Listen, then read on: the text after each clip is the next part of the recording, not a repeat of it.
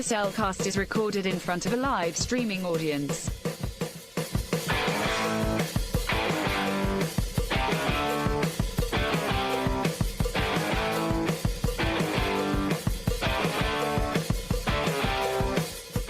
Hello and welcome to another episode of The Cellcast. Joining me today is a man who's, well, feeling a little gassy. Welcome, Jacob. Oh, you had to bring that up. Oh, why, thank you. And let me introduce our co-host, a man who simply is just dabbling into a little Goomba smashing. Welcome, Drew. Well, you know what they say. Something about mushrooms and not eating the wrong ones in the forest because they'll kill you. Actually, there weren't many Goombas in this one. No, there weren't. Just putting that out there. Actually, there were no Goombas in this. Oh, okay. There was some Koopa shells, but that's about it. Well, Everything else was from Mario Brothers 2. Okay, well, I feel... Or Super Mario USA, however you want to Well, look I at feel Yoshi. it happens to the best of us. Right. How are you doing? Man, I'm doing much better. Had to take Friday off, so if you guys who were planning to watch the stream live on Friday, I apologize. Wasn't feeling that well, and I just wanted to be at on my A game for the show, and just took the time to recruit. So thank you again. Had a wonderful time with my girlfriend last night. We did steaks and a dinner. It was fantastic. Nice. And I'll get into what we watched in the later segment. Ooh, did y'all have a date movie? Yes, we had a date movie. Okay, cool. Yeah. Maybe a little more unorthodox date movie, but it was... as long as it's something y'all both enjoy, I think you're fine. Yeah. So you can make romance out of anything. That is true. Which explains the horror movies at the Walmart in the Valentine's booth. Oh my gosh, yes. What was that? Nate posted that? Posted that, but I have seen that also because our Walmart has that. Yeah. I'm like, okay, I understand like half of this. If any of you, like most of us gone to your local Walmart, wherever you live, you go to the electronics department, look at the movies, and they have this setup where it's Valentine's, and half of it's like romantic movies, a little Disney here and there, and the other half is horror films. Well, there's about 5 of those horror films that actually do make sense as a Valentine's thing because they're Valentine's related or romance related. Like Warm Bodies, I know is a romance between a human girl and a zombie. Yeah. Something about that doesn't sound right. No. But and I think My Bloody Valentine was in there. Yeah. But some of those, like I think Friday the 13th was in there. Yeah. It's like, that's Halloween. That's not the only way that works as a Valentine's movie is when when one of the two of y'all, I was about to say the little girl, but I realized, no, I know plenty of little boys who'd be in the same situation. But when the more scaredy cat version, a member of the couple, jumps into the arms of the stronger version of the couple. I don't know what I'm saying. I just tripped and fell into that mud hole. Let's move on. All right. So yeah, that was my week. Week was pretty good. Friday was kind of rough mentally for me because I was beating myself over stupid crap. But that's why I took the day off, or took the recording day off to record on Sunday, and which this should be out for sometime this week for you guys. So I cleaned my apartment or tidied up more than anything, and that's been good. Sunday was great. Really good message, very convicting message from Dr. Mike. Thank you, Dr. Mike. And now we're here. So how have you been, Drew? I've been good. It's been a relatively slow, if not cold and wet week. Oh, you're not kidding. For the most part, it's been okay. Friday, I did not volunteer to go in for the extra hours, and did spend the afternoon on stream. Nice. Building my very first Gunpla. Nice. Which, for those of you who don't know what that is, the anime series Mobile Suit Gundam, Bandai, the company that makes all those, they make these little model kits that are snapped together that that you can, build, and it's become a big hobby over in Japan and kind of over here too. And I will say, from everything I read, I will agree it is very addicting. Mm-hmm. But it was a lot of fun to build that. I got the whole thing done here in about 3 hours. Those of you watching on the stream, it's right here next to Stitch's head. But yeah, that was a lot of fun to build. Probably going to do some more of that later, though not immediately. Nice. But yeah, I enjoyed doing that. I recorded the last 2 Henshin Men episodes I'm on or co-hosting on yesterday, so that was fun. But other than that, that's pretty much my week. Cool. So Jacob, I have a question for you. What have you been watching? More accurately, what date movie did you and Ashley watch? Oh, okay. Gotcha. Well, first I start be like, I love like finding random stuff on YouTube. So I found two channels I've kind of fallen in love with. One is Part-Time Explorers or Part-Time Explorer on YouTube. It's a guy who he goes and explores like shipwrecks and abandoned cities and abandoned towns, like all over the country and Canada and the whole bit. So I find that really fascinating because it gives you a lot of like history that you probably would never hear about. Mm-hmm. So it's very fascinating. Another one kind of fancies my former toy collecting kind of bone. Former toy collecting bone? Kind of. Let's go there. I was about to say, did somebody suggest you not be in that particular hobby anymore? No. Okay. No. I'm just verifying. I was unaware of the transition from toy collector to former toy collector. I wouldn't say former, but it's just more. I've slowed it down tremendously. Okay, now that is fair. Yeah, that is tremendously. very fair. Very, very tremendous. OK Geek. He's a toy collector and vendor from Florida, and so I found his channel just randomly, and I was like, this guy's actually kind of funny. He kind of looks like my cousin Brian, of all people. Mm-hmm. And so I enjoy his content. So yeah, I started following those guys. Movies or documentaries we watched on me and Ashley watched on our date last night. One is American Murder, the Family Next Door, which is based off the I forgot the actual case. It's a murder of a wife and their two daughters, like really young daughters. Mm-hmm. And it's really fascinating because I'd never heard of this case. Right. Never heard of it.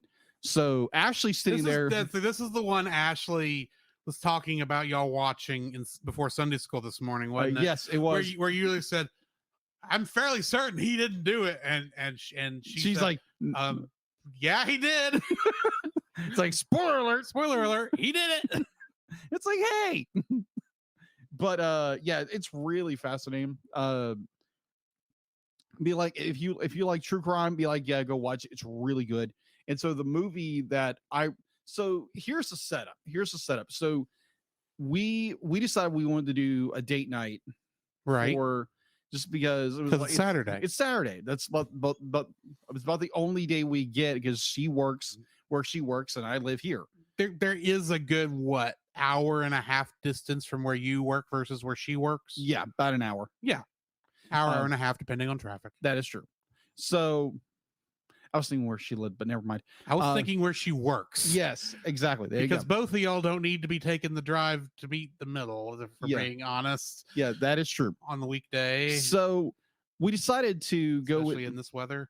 True. So we decided to let's do steaks, and so we cooked some very good steaks. She marinated herself, and it was like that was very nice of her. She brought broccoli for herself. I don't like broccoli, so I made myself a mashed potato. And that's I need to introduce you to broccoli and cheese. As in drench the broccoli with cheese so that all of the health you would get out of the broccoli is negated. Cheese Whiz is your friend. Or maybe not Cheese Whiz. You might not maybe be not Cheese Whiz. But queso maybe? Maybe. Queso's easy to make. That is true. That is so true. So just, fondue your broccoli. That's all I'm suggesting. Fondue your broccoli. So we both picked two films, two films that is like, what movie do you want to watch, and something maybe you haven't watched a lot of. Mm-hmm. So I picked what was that first one? I picked the movie Frequency from 2000 Okay. and another one with Dennis Quaid in it, which they both had Dennis Quaid in it. And so she picked one, and the second one was Frequency. So we just want to watch Yeah, you might as well just watch Frequency at that point. Yes. And that is one of my favorite films from the early 2000s. The scene that cracks me up, I'm not gonna spoil the film, but there's a point where the father is writing on a desk and it say, "I'm still here, Chief." Mhm. And that broke me beyond belief, because I'm not going to spoil the film. Go watch it. You can go stream it like anywhere. Like you can go rent it. You can go rent it most places. It's not available streaming anywhere, but you can go. You can rent it, because this is just a little diamond in the rough kind of film. It's so good because if you're watching the movie carefully, you can tell what's going on. But it is so well done. Highly recommend it. Have you seen this film? No, I haven't. Okay. I'm looking it up right now. It's good. It's got Dennis Quaid, Jim Caviezel, and a handful of really, really good actors. And it's just one of those little gems that it's about. It's got sci-fi murder mystery intrigue kind of film. And I really enjoyed that film. And I just wanted to watch the film again. So that's Fair what enough. we watched Frequency. So hold on. Let's see. What was I listening to? What was I listening to? Besides me. Besides this lughead. So I listened to the first, when you relaunched the podcast. Right. On its own feed. On its own feed. So if those of you who have been wondering why I haven't been doing Untangling Kingdom Hearts in the main feed, it's because it's in its own feed, and I didn't want to, bloat our podcast feed with my little side project. Mm. In fact, I'm still intending to go back and delete the old episodes out of our thing, but I hadn't done that yet. So obviously it's the Cellcast presents Untangling Kingdom Hearts. Mhm. Normally I listen to podcasts or audiobooks on half speed or halftime speed, where I can be like, you can get through it faster and you gain Right. more information faster. So listening to him talk at half speed is actually kind of cool. It's just okay, that's gonna go. As long as you're following what I'm saying. Out Exactly. of curiosity, because of the way I'm setting this up now, which episode are you up to? I just finished the last one you put out. Okay, so you have listened to the episodes where I am spoiling stuff Yes. later on in the franchise. Yes. But I wait till after the credits. Yes, you do, So that which I thought people- was very creative. So that people who did not want to hear it could just like go elsewhere. Okay, so I'm just curious, have you been listening to the spoilers or I've listened to skipping it? spoilers. Okay, what are your thoughts on what I've said so far? Does any of that make sense? It makes sense. It makes Okay. sense. Now, granted, Even when I know off, you, even when I say stuff, it's like, oh, there's 100 different things that I haven't touched on. That even in the spoiler section, I'm just bringing up like it's nothing. well, between you and my brother Daniel, because Daniel loved Kingdom Hearts when it first came out, Right. and you be like, you just like love it to death, and you'd be like, and there again, we do have an entire section where it's Kingdom Heart connections, and so Which we'll get back to come Frozen 2. Yeah. Because I'll get to say everybody again on Frozen 2. So yeah, be like, yeah, if you want to listen to a good dissection of Kingdom Hearts, go check out that podcast. I am trying to give as much information in there as I can, but still being entertaining. Yeah, it's not overloaded. It's not overload with be like, oh, this character who pops up, but no, they pop up actually here. It's actually very well done. I appreciate that. All right, so This is why I am writing a script, so I'm not going off on a tangent halfway through a sentence. fair. I've gone off on the tangent 3 or 4 times just a week ago while I was typing the script, and then had to get back to where I was. Chase that kingdom rabbit back to where I was. Chase Rabbit from Winnie the Pooh, yes. So so I'm listening to Or Oswald. Oswald, that makes it better. So I'm listening to Tom Clancy's The Hunt for Red October on Good Audible. book, I'm good almost finished with it. It's a really, really good book. Granted, like I said, I think it's better than the movie myself, but that's just opinion. that's true. But also, Jack Ryan does appear like More in the movie. He's more in the movie. I agree, but I think it'd be like his presence is very much there in the book. It's just more they're having to go through like he's just not like on screen in every frame. essence in the book for Yeah. half of it. I agree. Fun fact: the nanny he has there at the beginning, that's the same actress who plays Dr. Crusher on Star Trek: The Next Generation. I remember that. Yeah. Fun fact: that movie is why she's not in the second season, and they had to replace Dr. Crusher for that whole season. Oh, that Because she was trying to get into the movie business. This was the one movie she got. They thought that she was getting a bigger role, and she didn't. She's like barely in the movie. Yeah.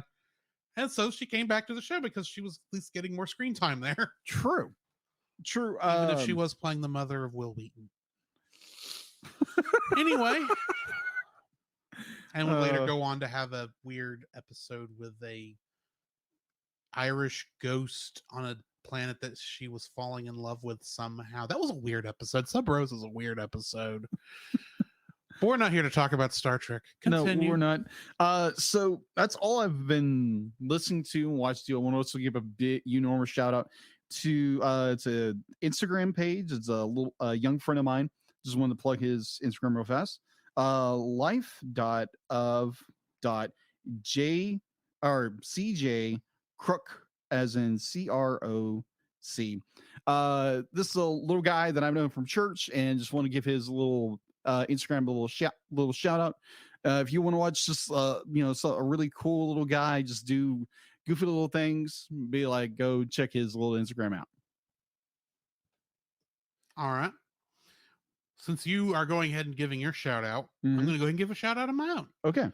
Because the co-host on my old show that didn't go anywhere, okay, yeah, he has gotten back with someone he works with to make a show, and they have just recently, used that old Facebook page, which is how I found out about it. Oh, okay. And we're using my artwork for a short bit, which I gave him full reign to do, so I didn't care. The artwork I made for that channel. But the Comic Capital is the name of the podcast where they're reviewing comic books. Oh, okay. So yeah, go check them out because I'm fairly certain it's going to be a pretty good show. I haven't had a chance to listen to an episode yet, but yeah. Okay. But other than that, what I have been watching, Mobile Fighter G Gundam. Mobile Fighter G Gundam. Okay. Yes. That is the Gundam show that got me into Gundam. Basically, because it was, let's face it, this is Dragon Ball Z, but with giant robots. But deeper story. Yeah. Believe it or not. I was watching a couple episodes of that before we got ready with the show. Enjoying the fool out of that. Also, I have watched a couple episodes. I watched the first episode of a certain anime that we have brought up the last 2 episodes. I wonder what that is. Trigun Stampede. Oh, really? Me and our good friend Chase watched the first episode subtitled. Okay. Last weekend on Sunday. Yeah. This is not Trigun. It's Trigun, don't get me wrong. Yeah. They are making a lot of changes. Oh, okay. And some of them are going to take some getting used to and seeing where it goes. Yeah. Before I'm fully into it. But I'll put it to you this way. Every mysterious thing that the first anime did, they give away in the first episode. Oh, I hate when they do that. If not the first 5 minutes. It starts in space. Oh, so with little Vash and little Nye, not Knives yet, because he's not Knives till he goes nuts. Oh, he's just Nye right now. Oh, escape the during when the explosion that caused them all to crash land on Planet Gunsmoke, I think is the name of it. Gunsmoke, yeah. It starts there. Wow. So like all the mystery about who is Vash. Is this weirdo in the red trench coat in the middle of the desert actually this Vash the Stampede everyone's saying about? You know it from the beginning. They're showing off every little thing that they took their time to show us in the old show. They're just going off and showing it.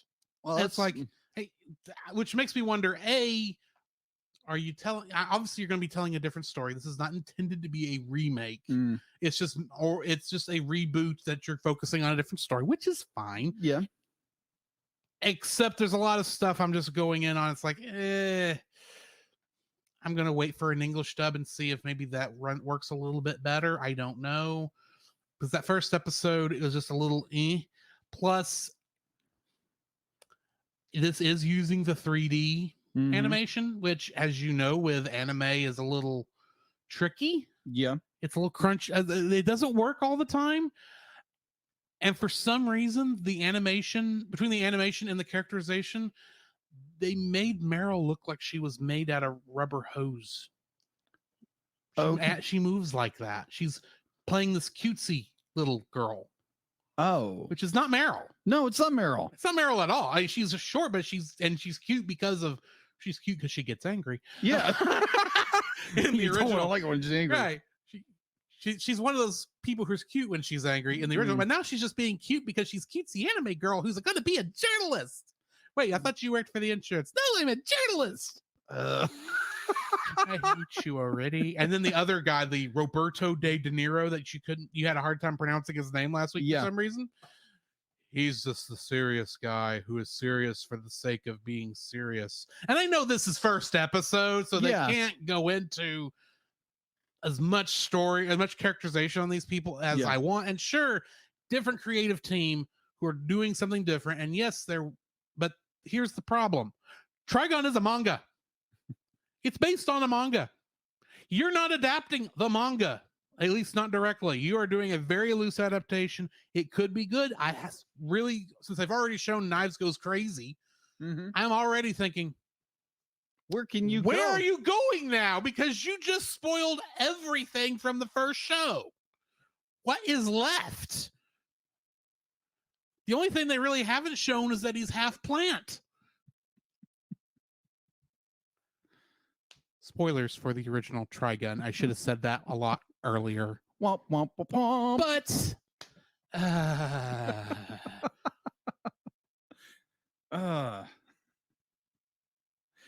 so yeah, we watched that. We watched some more of that earning 80,000 gold coins in another world to save for my retirement because we needed a palate cleanser. Because that was at least fun. Well, why don't you just go back and watch the original Trigun then? We might. I don't know. I am curious to see what Johnny Young JYB does with this version of Vash, because it is almost a different character. Yeah, which is the original, which is already debuted the 21st on Crunchyroll.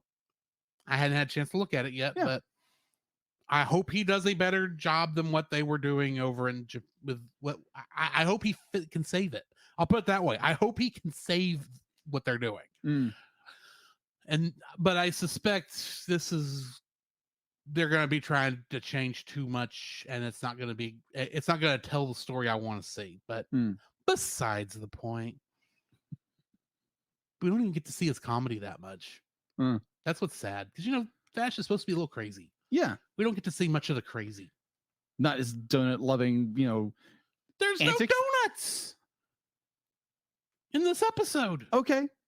The black cat that was an Easter egg in every episode of the old show. Yeah, didn't appear. Okay, they took the author's insert character out. Okay, so this is the first episode, right? Yes. Now, like I said, they could change stuff. Yes, I am willing to give this 3 episodes for them to show, give me a better taste of what they're doing, because I'm assuming this is like what, a 12 episode show. I think probably. Maybe. Or at least it'll start off that way. So they've got to be getting to plot soon. But right now, I just don't really like any of the characters. And admittedly, some of that's because I'm comparing it to the old characters. Right. But that's kind of hard. That's a really hard. Like, it's like watching Velma, because the way. Except Velma does. I will say Trigun Stampede is at least somewhat trying to pay respect to the older versions, to the manga, right? Or at least Velma was just like, oh, wouldn't it be funny if we subvert everything about these characters and point at it, go, "Look, aren't we being funny? Oh, Shaggy is not high. He would never do drugs. Isn't that funny?" That's what they're doing. I know. That's what they're doing. I know. We talked about this last week. We did. Moving on. Yes. Moving on. Other than that, of course, I watched 4 episodes of Kamen Rider to prepare for the recordings we did yesterday. On what show? Kamen Rider. It's just called Kamen Rider. Oh, Henshin Men is the Thank podcast you. I was on. I said that earlier. Sorry. You did. But the show we watched was Kamen Rider, which cactuses is all I'm going to say. Ow. Also, I think 3 of those titles of the episode titles lied Okay. directly to us, because one of them was like, "We're going to tell you who the great leader of Shocker is." They didn't. Second one, "Is Takeshi turning into a cactus monster?" He's not. Okay, technically the third one I was thinking of, he was unable to transform until next episode, probably. Now, what would you say is the biggest thing, biggest tactic they say everyone says the villain teams always never do in Power Rangers? What does everyone say the villains should do to how should they attack the Power Rangers? Specifically when? Attack them when their Megazords are forming. How about when they're morphing? That is true too. Yeah. Guess what? This second to last episode is actually answering the questions like, why do they not attack Kamen Rider when he's transforming? It's like, that's because they never thought of it. There's a half-second gap where when he transforms, he's completely weak to attack. And so they freeze him in that half second between Hongo and Kamen Rider. That's hilarious. And are then going to force him to watch as they drain the blood of all his teammates to revive the evil Shocker monsters that he's already defeated before. And that was the cliffhanger. Wow. Wow. This was the cliffhanger Nathan gave me. Which is why I'm going to have to watch that last episode, and I am going to record my thoughts for them to play on that show. Nice. But yeah, that's Kamen Rider is a wacky show. I can tell. It's a fun show. It's trying to be horror. Trying? Hit the word. Yeah, the word. In the same way that Turbo was trying to be serious. Power Rangers Turbo. Wow. But it's still a good show. Okay. I'm actually looking forward to Shin Kamen Rider, Okay. which is the adaptation that Hideki Anno, who made your favorite Evangelion show, Right. plus made Shin Godzilla and Shin Ultraman. Yeah. It's his adaptation of it, which is an adaptation of this season. So I'm actually curious to see what he's going to do with this, because there's a lot of stuff where it's like, we don't know where we're going while we're writing this. We're making these plot points up as we go along. Especially at one point when the real life accident of the main actor caused him to be hospitalized and couldn't be on the show for 6 months. Oh, And they had to jeez. get another person. They had to make another character to be Kamen Rider. All right. And then too they funny. never remember, oh yeah, this other guy when Hongo came back. Yeah. Oh yeah, this other guy exists. Or is he? Oh, he's over in America fighting more Shocker monsters. Can't he come over? No. We're gonna not talk about him till it's special time to bring him up. It's like, bring Hayato back, you idiots. This should be both Kamen Riders fighting Shocker all the time. Anyways, is that everything? That's pretty much everything. The only Okay. other thing is I have been playing The Legend of Zelda Breath of the Wild, because I'm replaying that. Okay. I am doing my best to try and complete every side quest, do every shrine, and before I finish the game, because I want to see how much I can 100% it before Tears of the Kingdom, the sequel, comes out. Okay. I am not going for all 900 Korok seeds. I'm sorry, there are limits. I'm just going far enough to get maximum inventory, I gotcha. especially since half these stupid Koroks are in weird places. All right. So interesting story, because he talked about Nathan over on Henshin Man, also on on Monster Island Film Vault, Vault. and on the Power Trip. Yeah. Which the Power Trip's probably more apropos for what we're about to talk Well, about. what we're What you're talking about to talk about. Yeah, what I'm about to talk about. So we went to a local GameStop. We had to go somewhere, and it's like, hey, can we stop here? Sure. It was Game Exchange. Game Exchange. The Game on Exchange the way was- back from the singles bowling trip last yeah, Saturday. which was fun. Yeah. I won both. Yay. So we stop in there. I'm looking for a part for my old PS3. And just looking around, be like, oh, they have movie posters.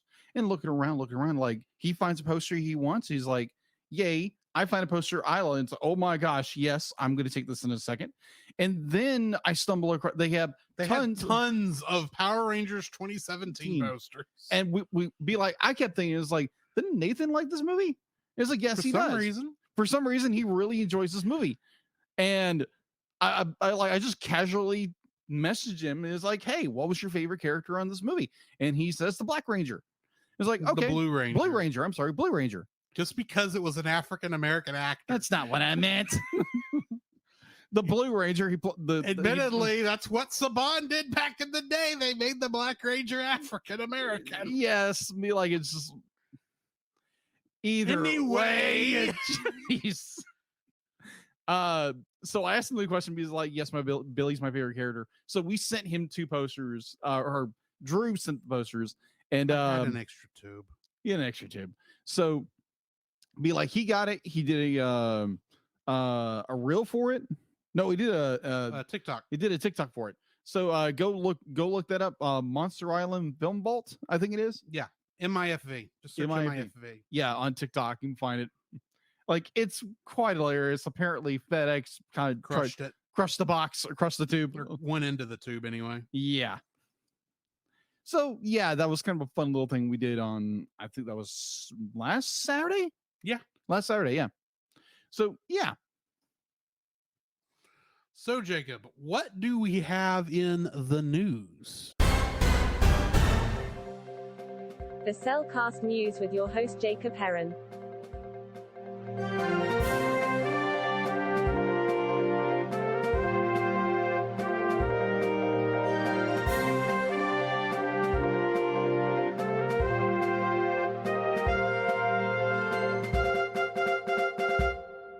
Thank you, D-Lit.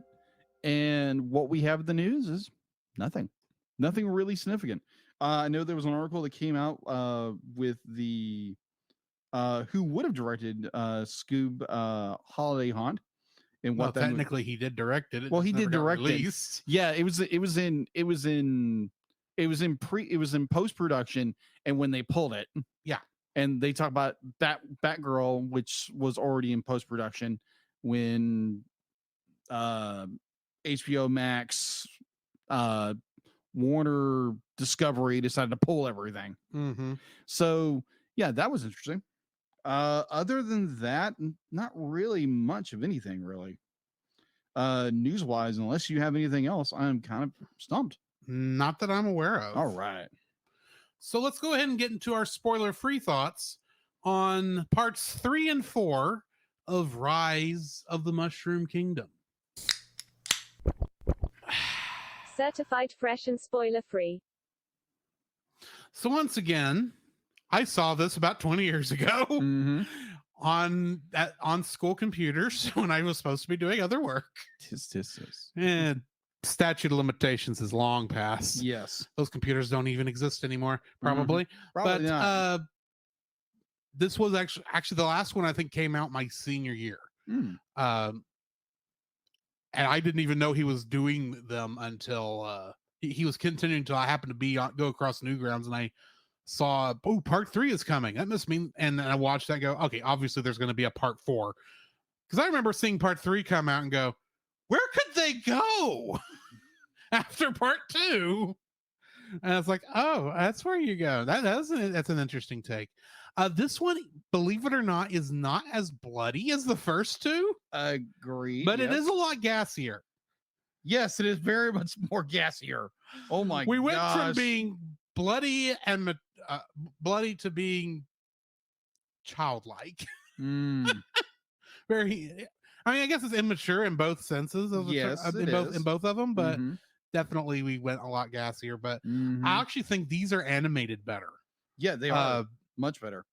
But yeah, and it's still amazing that this was being produced in Flash, which at the time you have to remember it was just commands and Mhm. artwork that it sent to your computer that the browser then animated on the fly. Mm. You have to remember that's the difference. It's not Yeah. like YouTube where there are frames of this everywhere. It's saving the individual frames and just showing one picture after another. This was being animated live on your computer Mm. while it was playing, and I remember watching it and going, "This is amazing."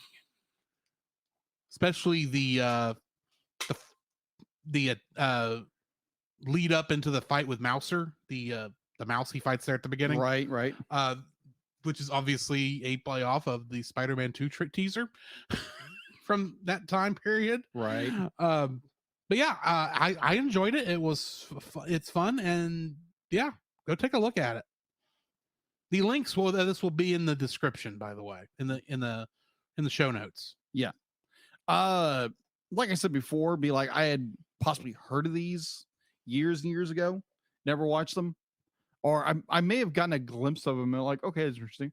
So I watched watching this for the review, and the second one was, dare I say it, better than the first. Yeah. By that he means parts 3 and 4. Yeah, parts 3 and 4. That's what I mean. But overall, I enjoyed this. It had a far more reaching story, and has a little more depth and character to it as a story. Mhm. And it's like, okay, this is built in Flash, and I was like, that is impressive. Yeah. And definitely how they do with little things here and there, but overall, it's really good. So yeah, recommend it. Yes. And just to put it in more perspective, the process I was describing was sometimes called tweening because it was actually the program did the in between frames. Yeah. Most animation done in Flash after this point was done like traditional animation where you drew each individual frame. This one was drawing those frames, the frames between the keyframes on the fly. Oh, okay. Just to put that in perspective. Hmm. Other than that, you want to go ahead and jump into the intermission so we can get spoiling of this? Yes. This podcast is a proud member of Culture Box. Whether you enjoy geeky reviews, comedy, or original fiction, you can open up the Culture Box and find something excellent for your soul. Point your web browser to culturebox.media. This week, we suggest checking out Geek Devotions. Geek Devotions is a collaboration of devoted geeks that are devoted to letting people know that they are loved. They are not just a podcast. They are an entire network of shows, podcasts, and YouTube videos that are designed to encourage and challenge people in the geek community, bridging the gap between their faith and their geekdoms. They produce a weekly geek culture-infused devotional. There is their podcast, Com Talk. There's another podcast where they read books, allegedly. There's also another podcast where they look through the Gundam Watch. And if you like movies, just like we do, you can check out them reviewing bad movies over at the bottom shelf. So you can find all their content and more at geekdevotions.com. The Cellcast would like to thank the following patrons: Josh Adams, Ashley Ruiz, Book of Gaming. To And get your name on PaulTippers.com. the show, plus uncut episodes, early access to the Cellcast Plus reviews, and special art from Jacob, please donate to us on Patreon. I almost forgot Paul, sorry.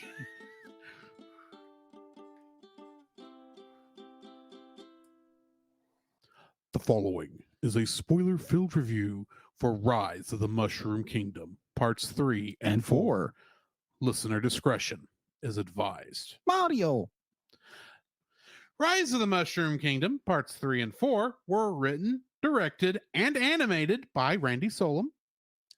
Getting into the cast, once again, no actual lines were recorded for this particular short, but it did use all of the sound effects from the games. So because of that, Mario, Luigi, and Wart Mm-hmm. were voiced by Charles Martinet, Mm-hmm. with Yoshi being voiced by Kazumi Totaka.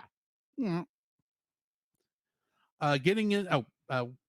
What's our info and stuff? Info and stuff. Not much different from last No, week. there's not. There's no IMDb score. You can watch it on YouTube, originally on Newgrounds. Produced by Randy Solom. Thank you. Yeah. Distribution on YouTube, originally from Newgrounds. Released on September 6, 2003. Remastered version was September 14, 2019. That's all I have for info and stuff. See, my trivia shows slightly different. It says part 3 was on That's August 4th, That's right. 2004, and Mhm. part 4 actually was on March 14th, 2005, which technically means I would have been in college Hmm. when it came out. So yeah, Okay. there shows you my memory. And then I the gotcha. remastered version came out on August 14th, Mhm. 2019. Yes. But getting into the summary, parts 1 and 2 of Rise of the Mushroom Kingdom were all a dream. A prophetic dream that Luigi was having. As Luigi realizes everything he just saw was about to happen, he races to save Mario. But in saving Mario, he ended up sacrificing himself, Mhm. to which Mario then himself goes on a revenge-filled killing spree to the island nation of Subcon, which is technically also in a dream space somehow. To fight within a dream. the Inception is what this is. Yes. To fight the evil that is Wart, a frog monster kind of guy. Yeah. AKA the villain of Super Mario Brothers 2. Anyway, getting into the trivia. This uses sprites and special effects from the Super Mario All-Stars versions of Super Mario Brothers, Super Mario Brothers The Lost Levels, Super Mario Brothers 2, and Super Mario Brothers 3, along with Super Mario World and Super Mario World 2 Yoshi's Island, and along with some sound effects that appeared in Super Mario Advance, which was itself a remake of Super Mario Brothers 2. Along with the music from Super Mario Brothers, we also had the song Lacrimosa by Mozart, but specifically this is used because of the Spider-Man 2 trailer. Mm. The Black Gates Open by Howard Shore from Lord of the Rings Return of the King. Clubbed to Death, Kuriyamino Variation by Rob Dugan from The Matrix 3. Rise of the Matrix, Return of the Matrix? I don't remember. Matrix 3, that's all I'm saying. And then PM's Love Song by Craig Armstrong from the movie Love Actually. The Tombstones reference major Flash animators in the Newgrounds community, including Robert E. Four and Kranzing Studio and Kuhn. There is a strangely prophetic thing, though, that happens in this particular video. Mario using his hat as a weapon is Yes. strangely prophetic of Super Mario Odyssey, a Uh-huh. game that came out in 2016, I believe. Yes. Also, Mario breakdancing to distract his enemy. This is a little bit of a wider thing, but as we know, in the upcoming Super Mario Brothers movie, Mario is going to be played by Chris Pratt. Yes. Who in Guardians of the Galaxy Volume 1 distracted Ronan the Executioner by breakdancing. Oh, how weird life can be sometimes. Yes. The fight against the crab it references the original Donkey Kong arcade game. Okay. And then I thought I'd go into a little bit of history on the character of Wart. Okay. Because I'm fairly certain most people don't really know who Wart is. You included, I assume. No clue. Okay. Wart was originally created for the game Yumi Kojo Doki Doki Panic, which translates into English as Dream Factory Heart Pounding Panic. In that game, he was known as Mamu and had taken over the dream world of Mu. When that game, when the original Japanese version of Super Mario Bros. 2 was rejected by Nintendo of America for being a slightly altered but with higher difficulty version of the original Super Mario Brothers, Doki Doki Panic was reskinned to use Super Mario elements, and they renamed Mamu to Wart.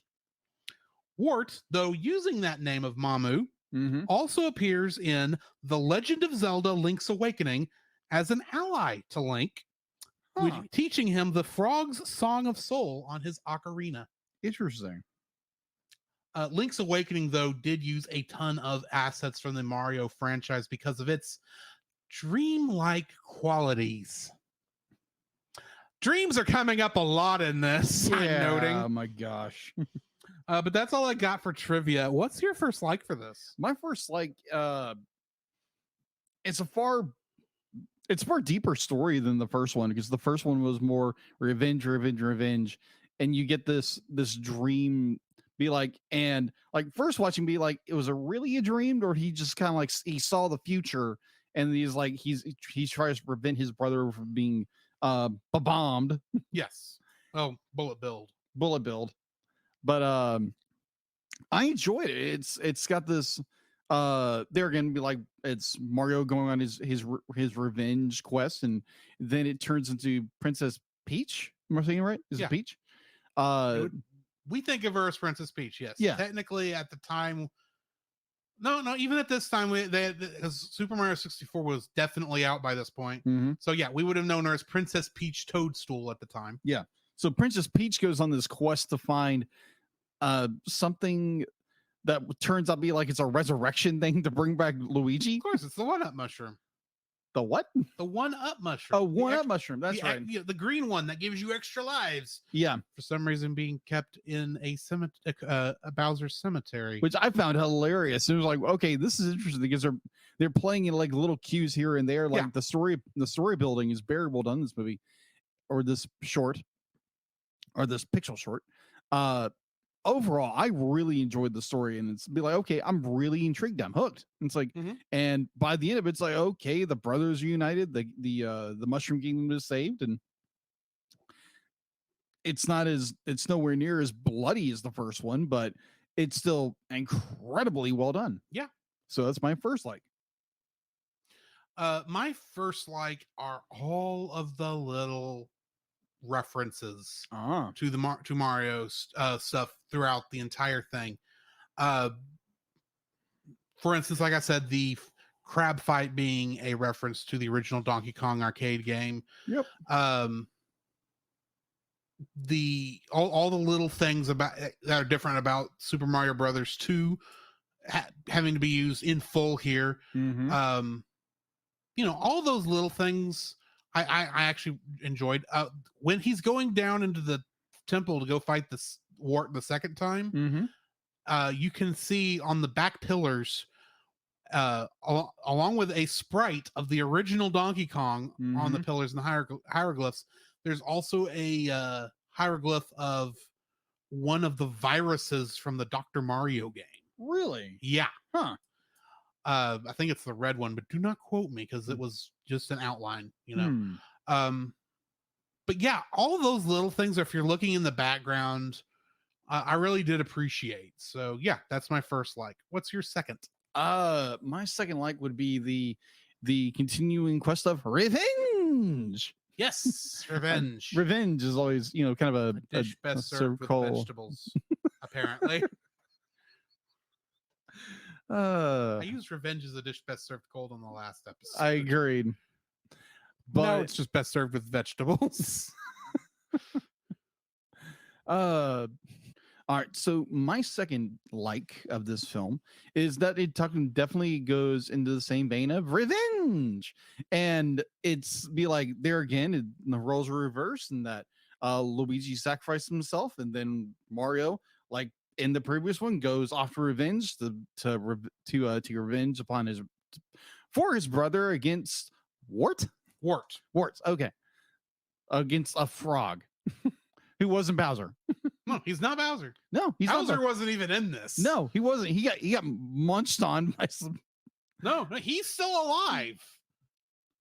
That's right. He is, because there's a dream sequence. He only died in the dream sequence. That's right. Okay, that's right. Well, never mind. It'd be like I just keep thinking like, ow, wow.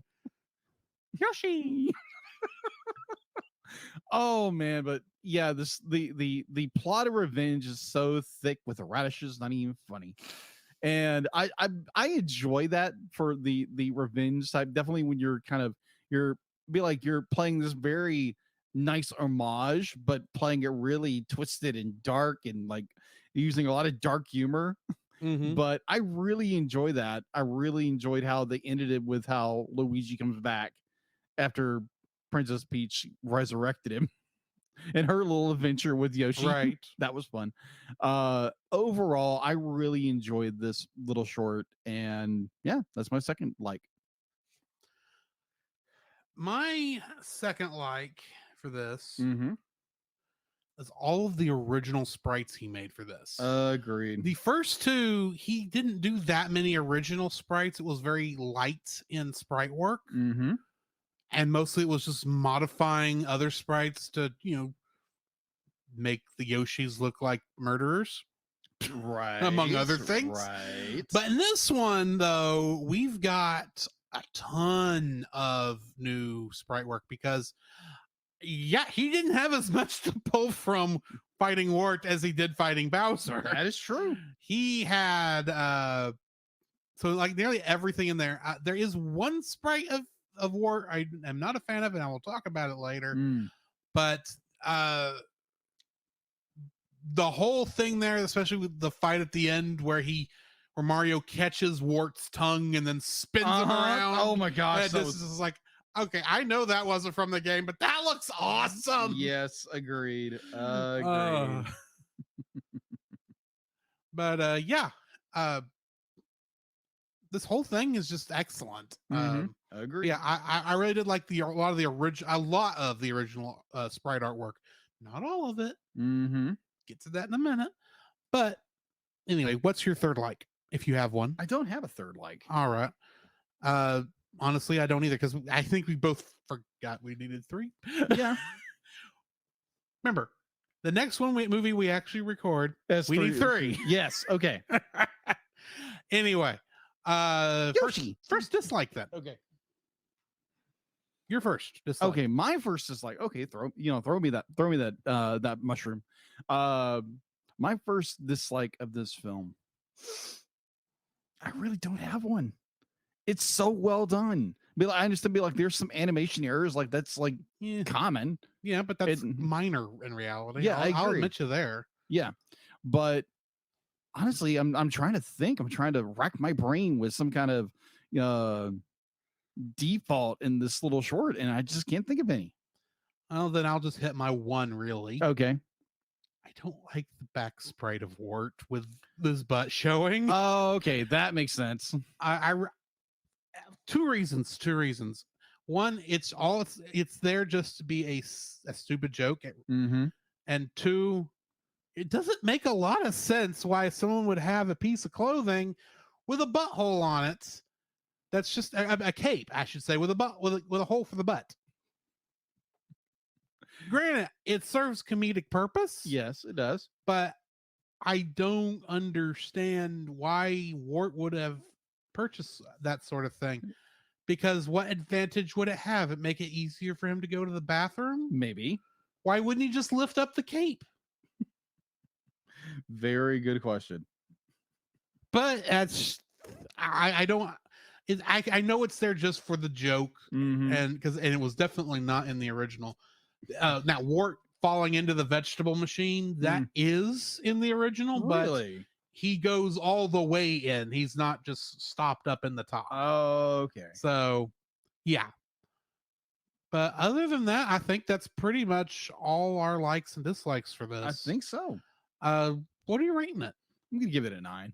Okay. I'd be like, I enjoyed the mess out of this little short, and I'm sad to see Short Sweet go, but then we're Mhm. going into a new season. Yes. So yeah, highly recommend it. It's a little animation pixel goriness in some cases, but it's fun. Yeah. What about you? I'm also going to give it a 9, I think, because like we said, the animation is top notch in this, especially for Flash animation. Uh-huh. I thought it was very well done. Music choices were excellent, very well timed. The fight scenes were good. because I also watched it right before you came over, just to make sure I you had refresh. refreshed Mhm. myself on it. Yeah. And it's like there's not really a bad moment in this, other than the fact that Wart's got a hole in his cape for no good reason. But yeah, so yeah, I'm going to give it a 9. Alrighty. Well, on this, what appears to be one of the shortest episodes of the Cellcast we've ever done, we do actually still need to go into our thoughts on X-Men the Animated Series. Yes, we Next do. week, though, on the next episode, Mhm. it's going to be our 5th anniversary. Woo! So join us next week for that. But for now, I am Magneto, master of Magnet. Previously on X-Men. He's the sulky, over bulky, kinda hulky superhero. A two-fisted and electrically transistored superhero. An exotically neurotic and aquatic superhero. The Marvel superheroes have arrived. X-Men, X-Men, it's the day, X-Men, X-Men, coming your way.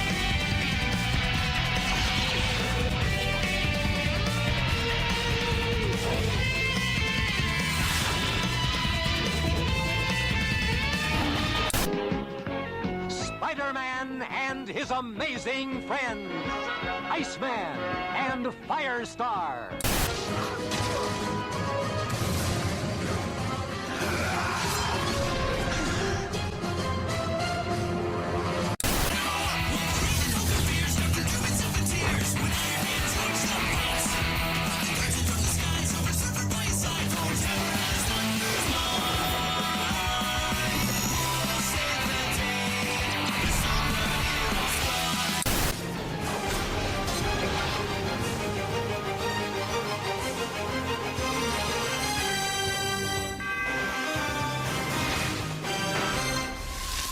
our first episode of this that we're reviewing today, whatever time of day it is that you're listening to this, Slave Island, originally aired on March 6, 1993. Mhm. Was directed by Larry Houston and written by Mark Edward Edens. In this episode, Storm, Gambit, and Jubilee discover that the island of Genosha is not the mutant haven it advertised it was. No. When they are forced into slave labor, they become torn between trying to escape, trying to lead a revolt, and just trying to survive. At the same time, a mysterious man appears with an agenda of his own, threatening everyone around him. That is the most, the last sentence is the most generic thing I have ever read. My name's Cable. I'm from the future. A mysterious man with an agenda of his own threatens everyone. That's like the description of every movie. Sorry. Guest cast for this one. Barry Flatman returns as Henry Peter Gyrick. David Fox returns as the Sentinels and is also voicing Master Mold and has one of my favorite lines. I'm still plugged in. Brett Halsley plays Bolivar Trask. Stephen Wamett plays Cameron Hodge. Lawrence Bain plays Cable. Robert Cates plays the Blob. And Dennis Akayama plays Sunfire. Trivia for this one. In the comics, Genosha is an island off the coast of Africa in the Indian Ocean north of Madagascar. Here it appears to be in South America. Interesting. The phrase knowledge is power is an old aphorism with unknown origins. It is never stated in the series whether the Thunderbird in this episode is the original John Proudstar or his brother James. James later became Warpath. At the time of the series, he was using Thunderbird to honor the memory of his fallen brother. The DVD subtitles spell Moira's last name as MacTaggart, and that just says the same. Oh, MacTaggart instead of MacTaggart, with the A in the first one and an E in the last one. This was a common mistake for the comics, as it is generally considered an alternative spelling rather than a mistake. The flag of Genosha, as seen on the limo and factory, is a black bird on a red background. similar to the Nazi flag. Yeah. Once again, for those of you who've listened to Henshin Men know that's how you show how evil you are. You compare yourself to Nazis. Very true.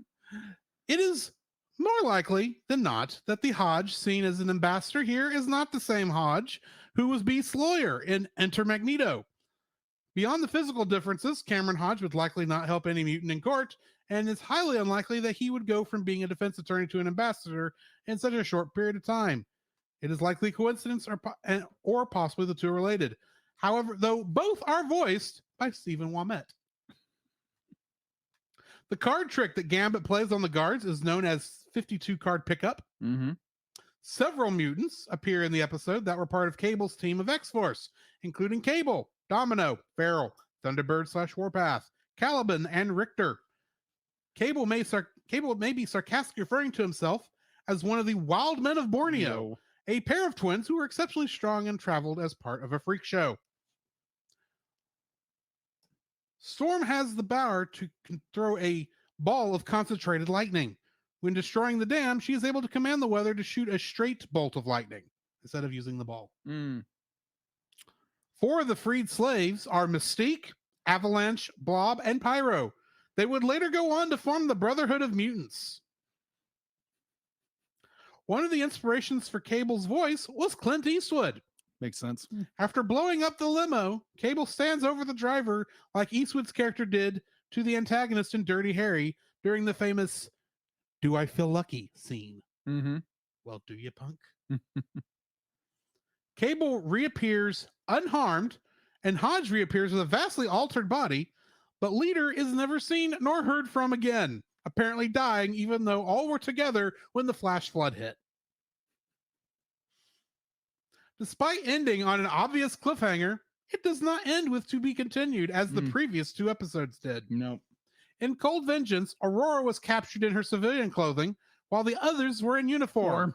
Yet all 3 are in uniform here. It is unknown why the Geonosians would change their clothes.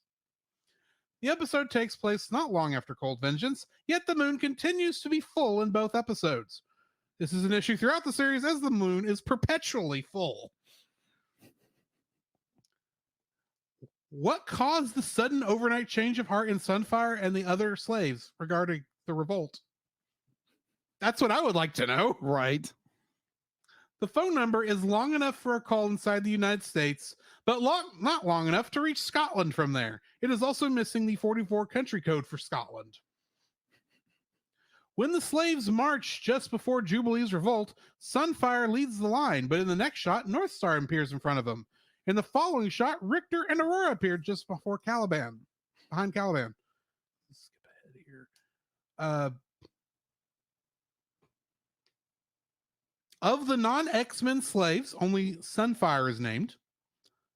This is the first appearances of Mystique, Pyro, Richter, Blob, Feral, Avalanche, Caliban, Sunfire, Northstar, Aurora, and an unnamed bald gray mutant. Trask's first name of Bolivar is still not mentioned.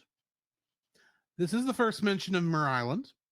Gyrick mentions the Sentinel Mall attack from the first episode. This is the first appearance of Cable. However, it is never stated how he went from mercenary in this episode to time traveler in his later appearances. This is the only appearance of Leader.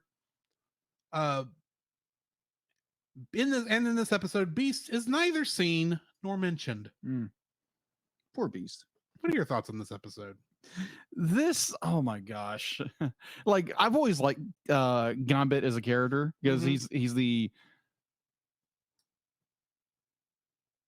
not the anti-hero, but he's more be like, I'm gonna the most 90s hero on he's very much we've most had 90s on this so far. Yes, I agree. Be like I'm loosely with the good guys, but you pay me enough, I might go to your side. Be like, I'll turn current turn coats in a minute.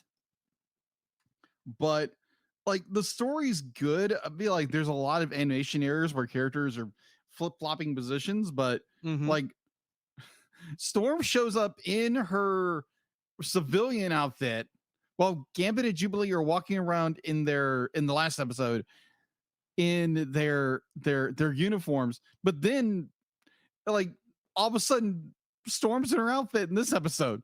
Like, what the heck?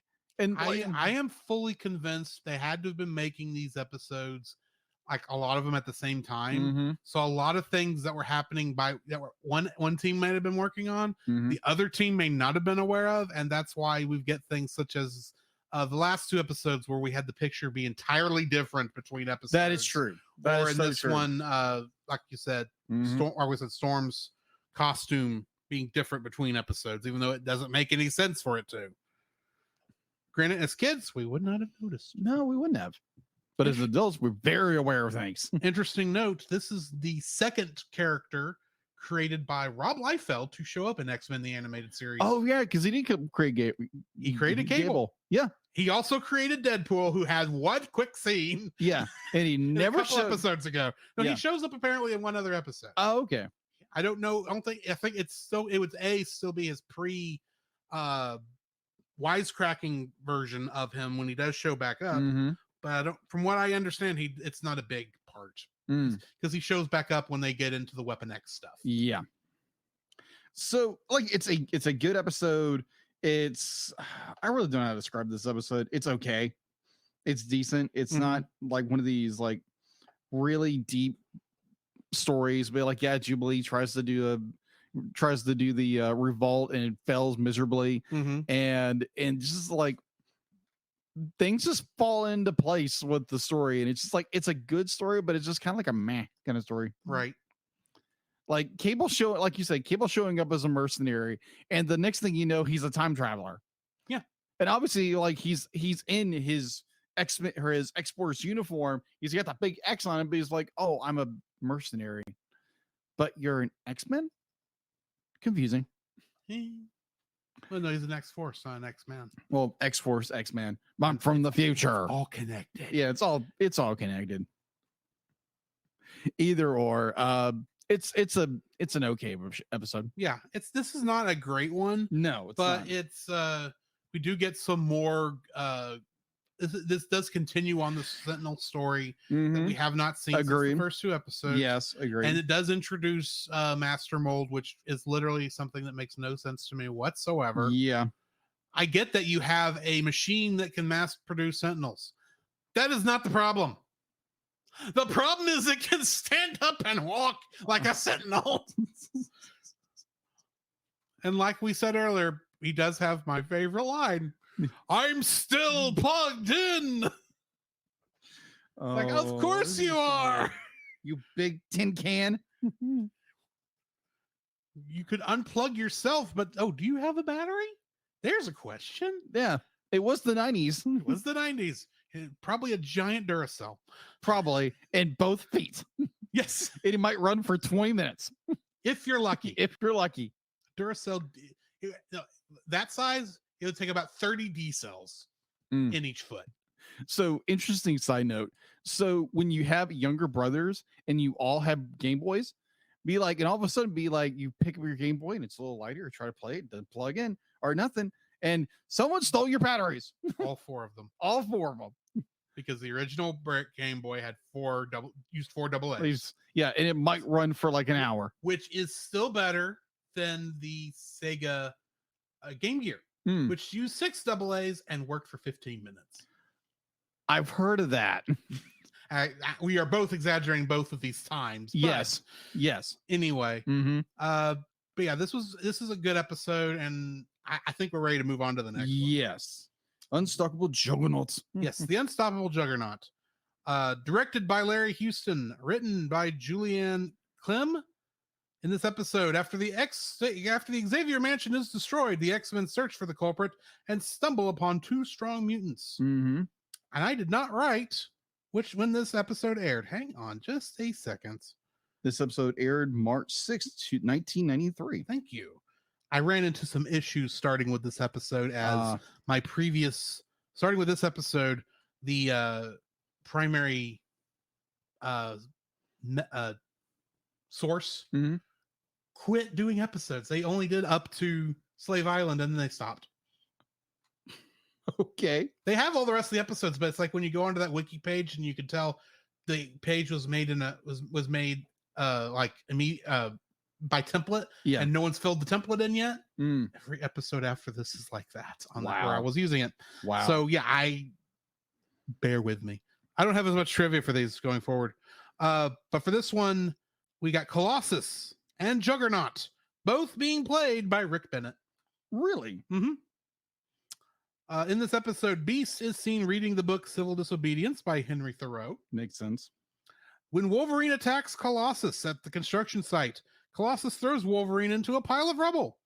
Wolverine comments that this guy's got a great arm, probably referencing the fastball special. Yes. A signature move from the comics in which Colossus throws Wolverine at the enemy at great speed. Mm-hmm. In this episode, cast regular Gambit does not appear. Mm. And Shame. a little bit of extra trivia about your co-hosts, Colossus was my favorite X-Man growing up. Really? Yeah. Good to know. So why did you like Colossus so much? He's big and made of metal and could kick Wolverine's butt in this episode. That is true. No, it's just I always liked Peter. Yes. He was always I just enjoyed his character probably a lot more than I liked a lot of the other characters. Probably not as much from this, because as a kid I did have like a young reader's novelization of Giant Size X-Men, Okay.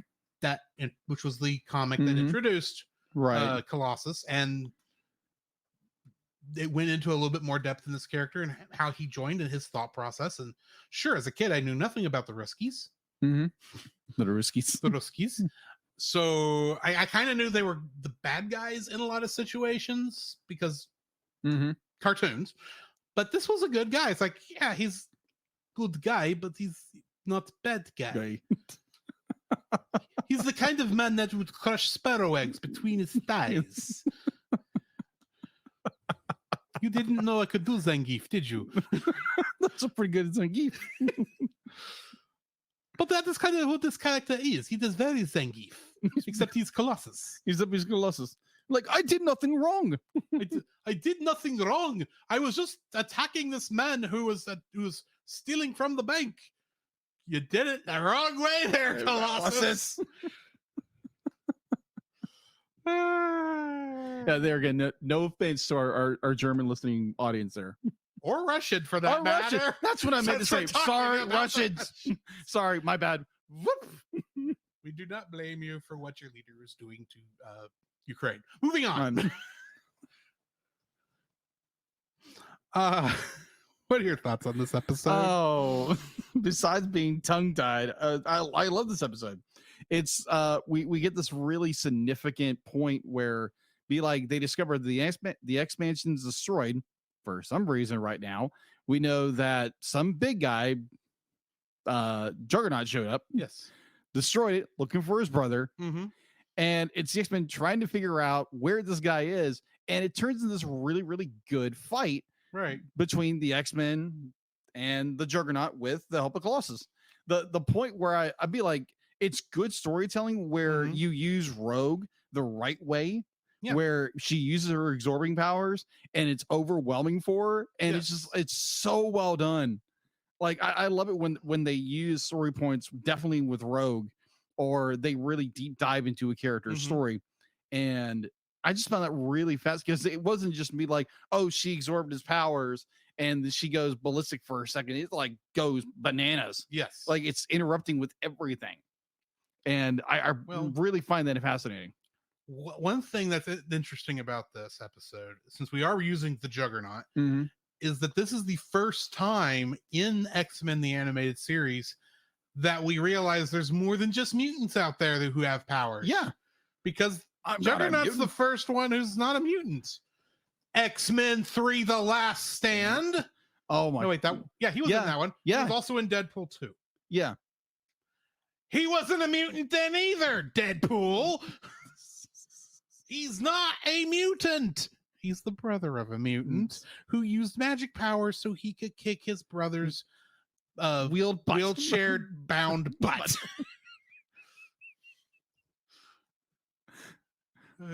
But if you go by what the cartoon does, be like, in some cases Charles can move his legs. Apparently. I assume he's got some telekinesis over his body. I would think. He's just telekinesis is not one of his actual powers. That would be Jean Grey's powers. Yes.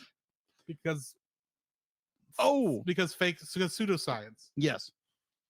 And then you'd be like, and you get again, probably one of my favorite characters between Jean Grey and Cyclops. You get Jean Grey and you get to use more of her powers. Yes. And there's more introductions to characters. Mhm. And I love that. I love it when, because we're in episode 7 Yeah. at this point. Or 6. Yeah. Sentinels 1 and 2. Yeah, this is 6 or 7. Episode 8. Yeah, okay, I'll go with 8 because that makes sense. Yeah, episode 8.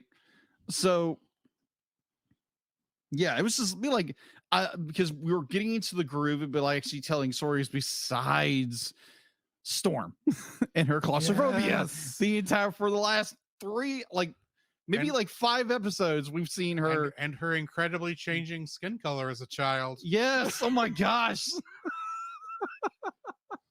Oh wow. But either or, I love it when they're starting to develop characters more.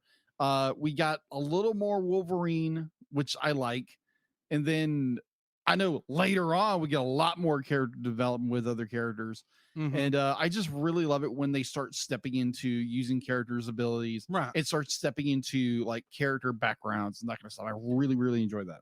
Granted, up until this point, it's been more of a we've got to introduce and cement who these characters are as archetypes. Yeah. And now we're finally getting into here's why they are that way. It's just for some reason Storm's claustrophobia has come up more times than necessary. 4 episodes already. In a row. 4 episodes. It's like, we get it. You're claustrophobic. I mean, it did hammer in home when she got locked in the box in the last episode. Yes. It's like, oh, yeah, I bet this is hell for her. She's gonna go nuts. But anyway, this is a good, fun episode. Like, we get to one of my favorite characters, and another favorite character. Because let's face it, the Juggernaut is a cool villain. Yeah, and it's fun to see him in there, especially with his ties to Xavier. Charles. Yes, his brother. Charles, come out and play. That's more Scottish than anything. Yes, it was. It was very Scottish. Either or. I know we won't get the famous line in here because it doesn't appear officially till X-Men 3? Yeah. I think. But let's face it, he's the Juggernaut. No, I should do this better. He's the Juggernaut. Thank you for censoring me there, Deedla. This is a family-friendly show. Anyway, you got anything else to add before we do this? There again, I do like. I do like they brought in Colossus. I don't know if he shows up again. I know that Colossus does come back later on, but he's gone for a while. I believe. Yeah, like he'll show back up sometime in like the 2nd season. I think. I would have to go look, but at this point, I'm just going to wait till he shows back up. And I go, oh, looky, it's Colossus, my favorite man in this. my favorite X-Man. I'm just curious, who was yours growing up? Mine was always a toss-up between Cyclops and Jean Grey. That's fair. That's very fair. I like them too. I like Jean Grey once we find out that she's Phoenix. Right. Because I remember watching this show originally and going, oh yeah, everyone else gets the cool nicknames in their title cards, but you just get to be Jean Grey. Yeah. Who are you? Why do I care? Why does your costume go all the way up to your hairline? Oh my gosh. Oh, you're telekinetic. Great. You're just Xavier's little protege. Either or. I said protege. I Yes. didn't say anything worse than that. Cyclops would not be happy if there was worse than that. Yes. But thanks, comics. But then you get later on and, you get the whole Phoenix saga and you're going, oh, she's actually a good character, cool character. Okay. Then you get older and you find out the actual character histories and go, oh, she was created so Marvel could copyright the name Marvel Girl. Mm-hmm. Yeah. The reason she was created, by the way. Exactly. Because they were already in fights with DC over Captain Marvel. Mm-hmm. Go look up Comic Drake episode on Captain Marvel, on the name Captain Marvel. That is an interesting history of those of Shazam and Captain Marvel. Yes.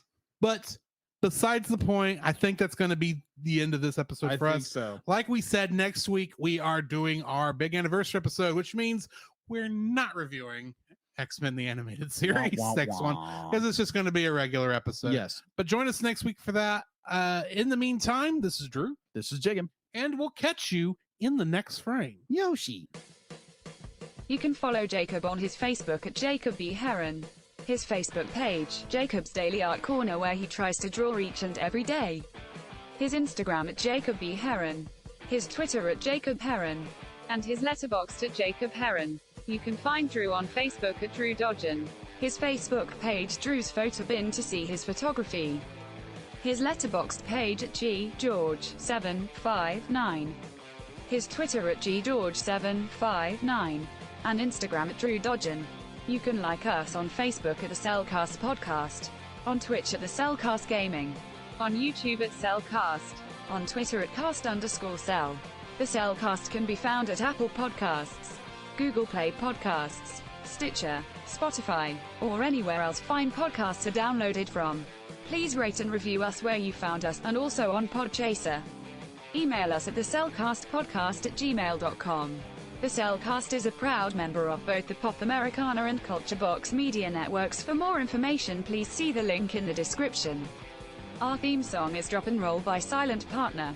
And remember, that's Cell with a single L.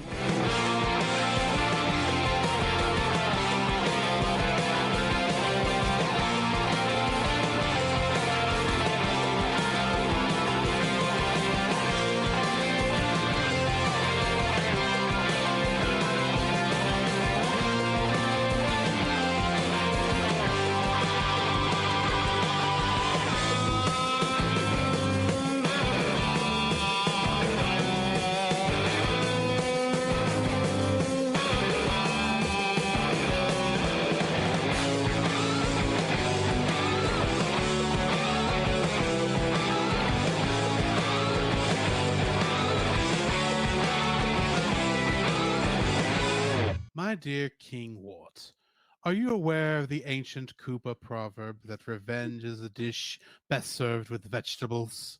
There are many vegetables in Subcon. Yoshi.